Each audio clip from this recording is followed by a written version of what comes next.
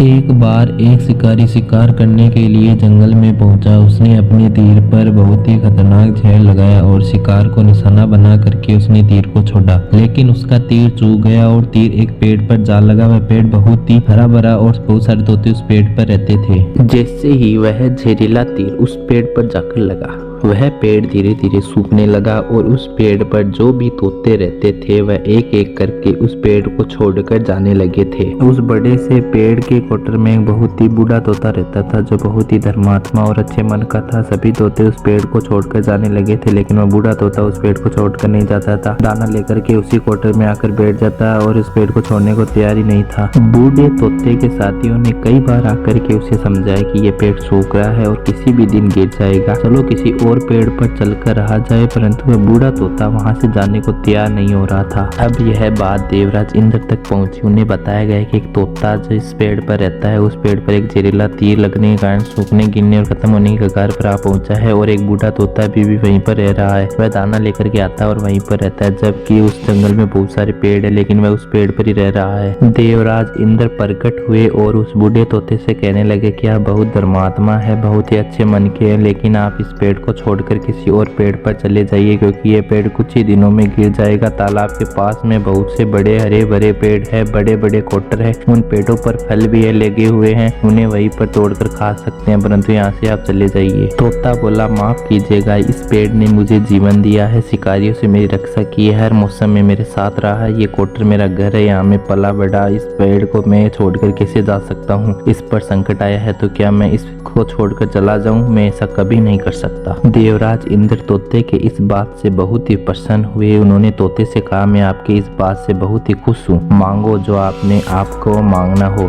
उस बूढ़े तोते ने कहा, मुझे बस इतना मांगना है कि जिस पेड़ ने मुझे जन्म दिया, जहाँ मैं रहा पला बड़ा, जिसे आप मेरा जन्मभूमि कह सकते हो, आप इसे फिर से वैसा ही हरा भरा कर दो। देवराज इंद्र ने अमृत से उस पेड़ को सींच दिया और पहले की तरह हरा भरा कर दिया। अब वापस से उस पेड़ पर आकर के बाकी तोते भी रहने लगे। वह बूढ़ा तोता कुछ समय तक और जिंदा रहा, फिर उसकी मृत्यु हो गई और वह स्वर्ग में चला गया। यह कहानी हमें सिखाती है कि जब भी किसी इंसान का बुरा दौर आता है तो इमोशनली वह टूटा हुआ होता है, उसे किसी के सहारे की जरूरत होती है, किसी की आवश्यकता होती है। अगर आप ऐसे समय में उसे छोड़कर चले जाएंगे, उससे बातें नहीं करेंगे, मुंह मोड़ लेंगे, तो उसको बुरा लगेगा, क्योंकि आप किसी के दुख का साथी बने न बने, लेकिन आपको हमेशा किसी के दुख का साथी बनना चाहिए।